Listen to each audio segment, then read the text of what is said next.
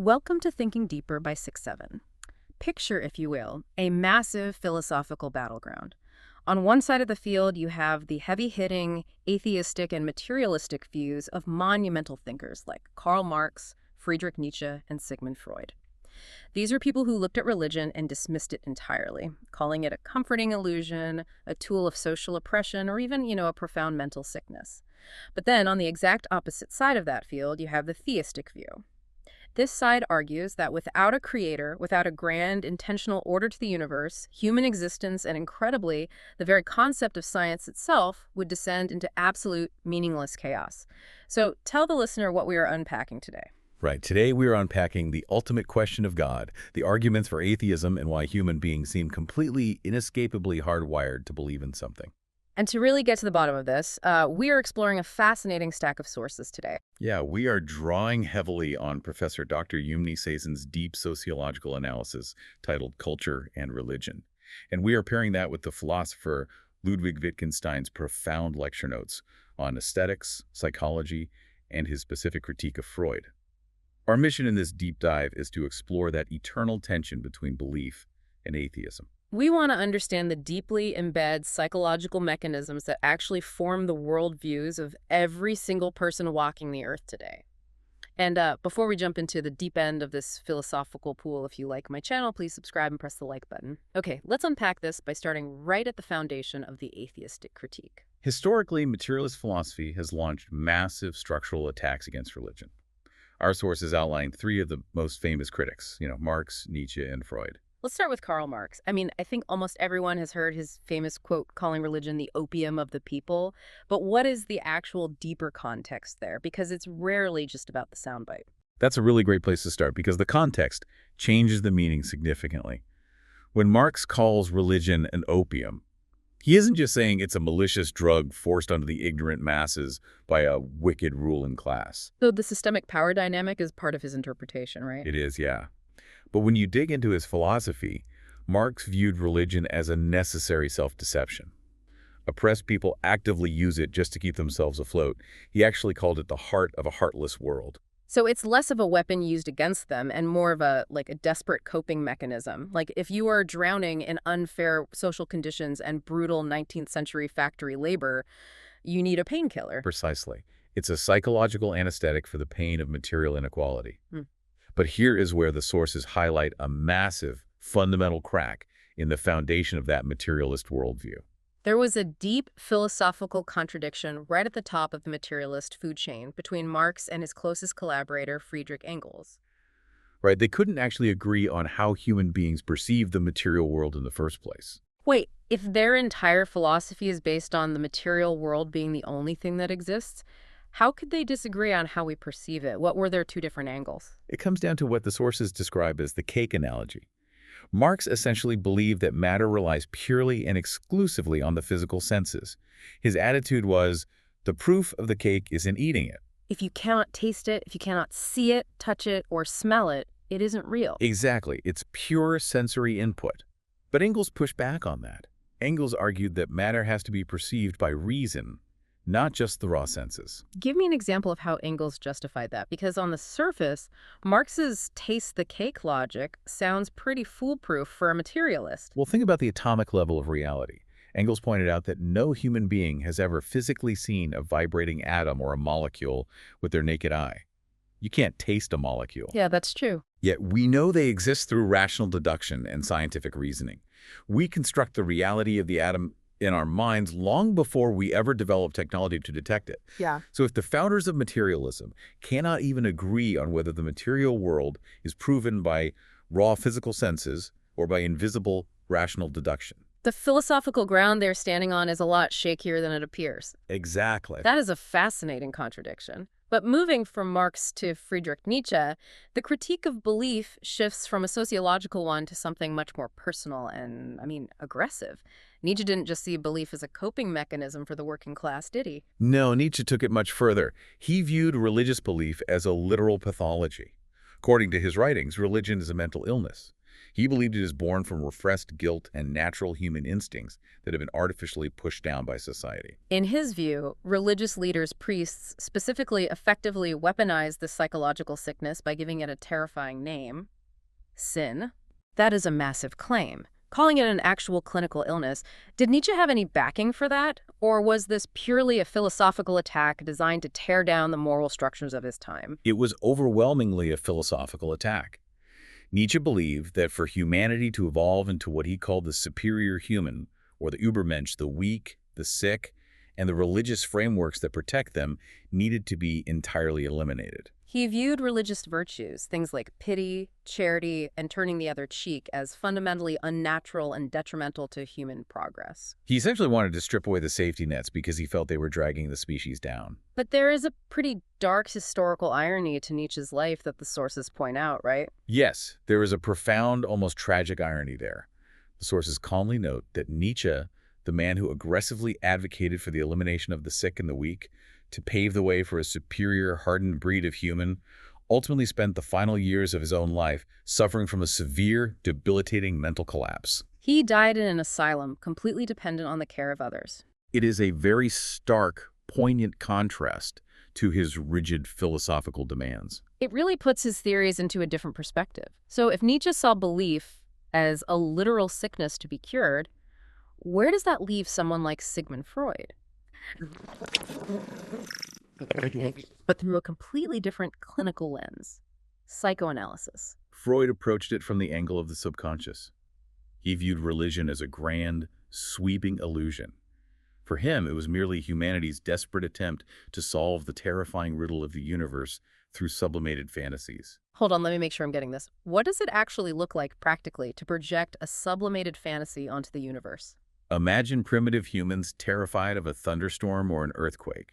Freud argued that human beings take their unsatisfied primitive instincts, often deep-seated desires for a protective father figure, or repressed sexual instincts and project them onto the cosmos to make themselves feel safe. We invent a god to control the storm because we are terrified of our own helplessness. In Freud's view, this tendency essentially reduces humans to sick animals prone to delirium and hallucination whenever the world gets too scary. Okay, let's pause right here. We've got Marx saying belief is an economic coping mechanism, Nietzsche calling it a disease, and Freud calling it an illusion born from daddy issues and fear. All of this is presented under the banner of hard, rational, modern thought. Right. But here is where the sources bring in Ludwig Wittgenstein to counter Freud, and I found this absolutely brilliant. Wittgenstein essentially says, hold on, none of you are actually doing hard science here. Exactly. Wittgenstein's critique completely dismantles the idea that Freud's psychoanalysis is an objective science. Right. He argues that psychoanalysis isn't a strict causal science like physics or chemistry. Meaning you can't put a subconscious desire in a test tube and watch it react. Right. If I drop an apple, gravity pulls it down. Yeah. That is causal science. But when Freud explains a complex dream or attributes a religious impulse to a repressed childhood memory, he isn't proving a physical, undeniable mechanism. Instead, Wittgenstein points out that Freud is just being highly persuasive. Human beings are incredibly seduced by the idea of a mysterious, secret subconscious governing our actions. It's like we love the drama of a hidden motive. We really do. Freud's explanations are accepted by society because they are charming, they're alluring, and they tell a fantastic, compelling story about human nature.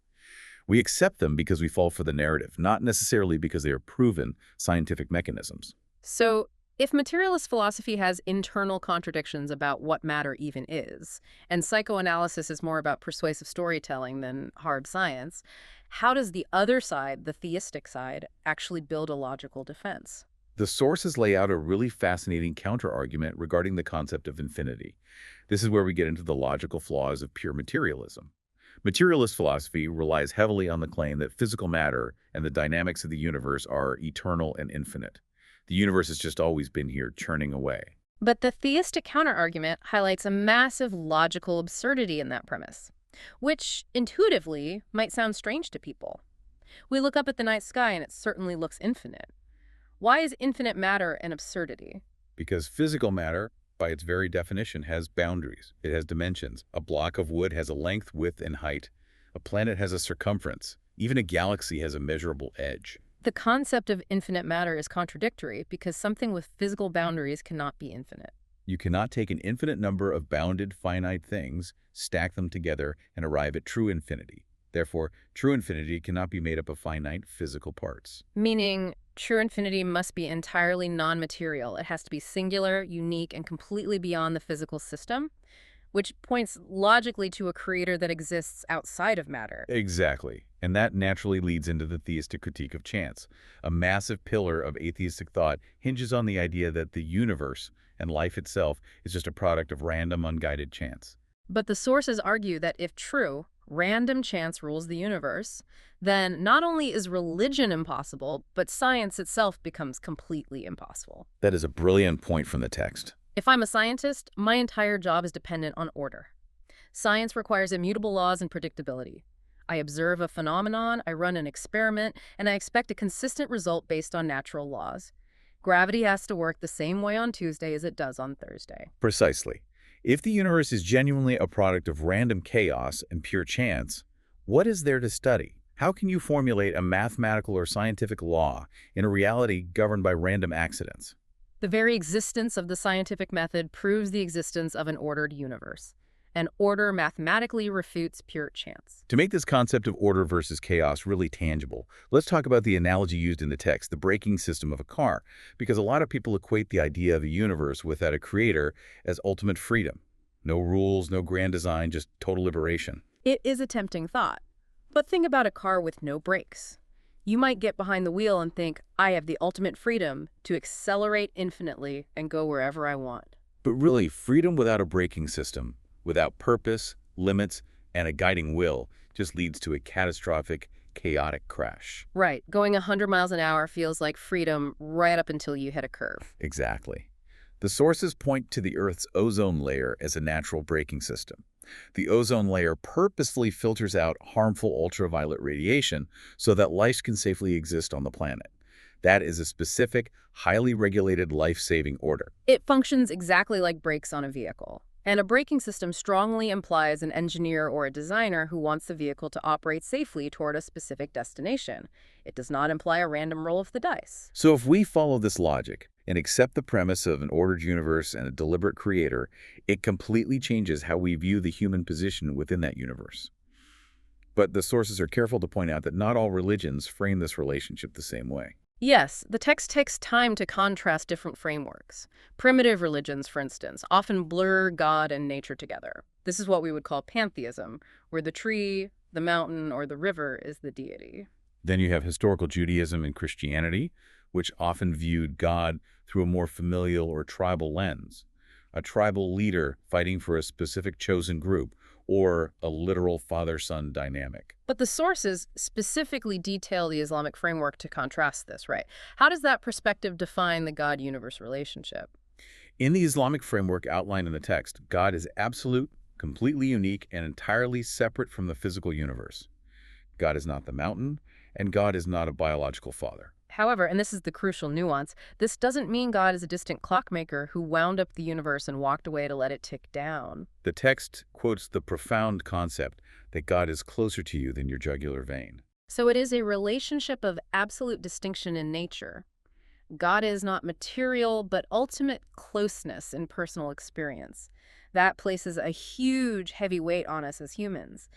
How does this compare to, say, an animal's place in nature? That brings us to the burden of consciousness. The text points out that plants and animals exist perfectly in harmony with nature. A lion doesn't feel guilty about hunting. A tree doesn't worry about its legacy. They simply do exactly what they are programmed to do by their biology. They lack the spiritual or intellectual device to object to the rules of nature. Humans are the anomaly in the system. We are. We possess free will, intellect, and what the text refers to as eminent, a profound existential sense of responsibility.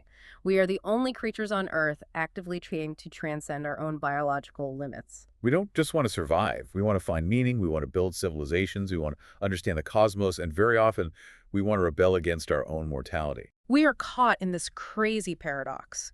We are physical players on the stage, completely subject to the laws of physics, biology, and gravity. But simultaneously, we are spectators sitting in the audience, trying to analyze the play, critique the script, and understand the rules of the universe. And that paradox is exactly why the human mind is so perpetually restless. which naturally leads us to a highly critical part of our deep dive, the psychology of belief. What happens to this restless, meaning-seeking human mind when society modernizes and moves away from traditional religious structures? What happens as the world aggressively secularizes? Does the need for belief just vanish? According to the sources, it absolutely does not vanish. It just changes form. In a highly secular modern world, religion becomes like a commodity in a free market. People can pick and choose what pieces they want. But because that fundamental human need to believe, to find order, to worship something is seemingly indestructible, society starts inventing what the text calls pseudo-religions. The specific term used in the sociological analysis is shibdin, meaning religion-like or pseudo-religion. The psychological mechanism is simple. If you remove a traditional transcendent God, the psychological slot in the human brain for a God remains completely empty. And human nature abhors a vacuum. So, society actively creates new gods to worship to fill that void. We elevate pop stars, professional football teams, political ideologies, and social media celebrities to the literal status of deities. I mean, we've all seen the footage, right? Fans hyperventilating, screaming, and passing out at a pop star's concert. But to look at that pop culture phenomenon and say, that behavior is identical to religious zealotry, is that really a fair comparison? Is it actually the same thing? The sociological analysis argues that it absolutely is the same thing. The text uses striking examples. A teenage girl rioting, completely losing her mind, or even acting suicidal because she couldn't get tickets to see her favorite musician. Or look at football hooligans who literally form tribal gangs, commit acts of severe violence, and even murder rival fans over a soccer match. When you lay it out like that, it perfectly mirrors the darkest parts of historical religious fanaticism. Exactly. It proves that the psychological hardware of belief remains fully intact in the modern human brain. The absolute unquestioning devotion, the fierce tribalism, the complex rituals, the extreme outrage against non-believers or rival factions, it is all still there. The only thing that has changed is the target of the worship. We have simply swapped out a transcendent, non-material God for a material one we can see on a screen or a sports field. Which connects so perfectly back to Wittgenstein's notes on how we are persuaded into these belief systems. We don't just invent these pseudo-religions in isolation. Our culture tells us what to worship. Yes, Wittgenstein points out that we are incredibly susceptible to being persuaded by our cultural environment.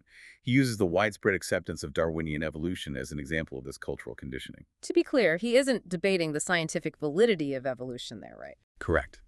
He is analyzing why the average person believes it so fiercely. He notes that the vast majority of people who aggressively defend massive scientific paradigms have never actually observed the empirical evidence firsthand. They haven't run the genetic experiments, they haven't carbon dated the fossils, yet they hold on to it with absolute dogmatic certainty. Why? Because the narrative has become the accepted cultural norm. We accept it because the authorities in our society, the scientists, the textbooks, the media, tell us it is true, and it satisfies our need for a coherent story about where we came from. Precisely. Wittgenstein is highlighting that we are deeply psychologically conditioned to believe what our culture tells us is true, whether that is a religious dogma, a scientific paradigm, or the importance of a pop star. We are profoundly persuaded by the cultural atmosphere we breathe, often without ever realizing we are being influenced. So what does this all mean for you listening right now? Let's bring this vast philosophical battlefield directly into your everyday life. Whether you consider yourself a deeply devout religious person, a strict, uncompromising atheist who demands scientific proof for everything, or someone totally in between just trying to figure it out, your worldview was not formed in a vacuum. It is fundamentally shaped by a profound human need for order, a desperate search for meaning, and by the persuasive power of the culture you live in. When we synthesize everything from Sezzin's sociological analysis and Wittgenstein's philosophical critiques, we see that the battle between materialism and faith is not just an abstract academic debate meant for university halls. It is a constant daily psychological balancing act that every single human engages in. You are continually choosing whether to view the universe as a cold, random sequence of chaotic chance events, or as a highly purposeful, ordered system where you, as a conscious being, bear the ultimate responsibility for your time here. It is the ultimate choice of how to frame your own reality, and it leaves us with a really provocative, lingering final thought to mull over after this deep dive ends. If human beings are so deeply inescapably hardwired for faith. If our psychology demands that we will inevitably turn a pop star, a political ideology, a sports team, or even a scientific theory into a target of absolute, unquestioning devotion. Is true pure atheism actually psychologically possible for us? Or are we simply condemned by our very nature to continuously swap out one god for another, forever searching for something to bow down to, something to think about?